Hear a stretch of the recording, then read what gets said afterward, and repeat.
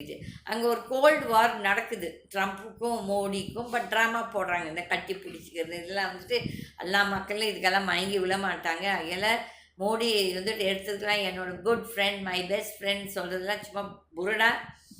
ஏன் அப்படி பெஸ்ட் ஃப்ரெண்டாக இருந்திருந்தாருன்னா இப்போ இந்த லாஸ்ட் டைம் வந்து ட்ரம்ப் பிரசிடெண்ட்டாக இல்லாதப்போ ட்ரம்ப்பை வந்து நான் பார்க்குறேன் வரேன்னு சொல்லிட்டு கால்வாரி விட்டுட்டார்.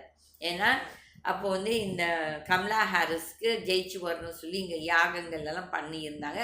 அதில் வந்து பிஜேபி கவர்மெண்ட்டுக்கு ஒரு பங்கு இருக்கிறது. அவங்க எதிர்பார்க்கல ட்ரம்ப் ஜெயிச்சு வருவான்னு சொல்லிட்டு. அதில் மோடியை பொறுத்தவரையிலே நிஜமாகவே ஒரு பெரிய ஒரு ஷாக் தான்.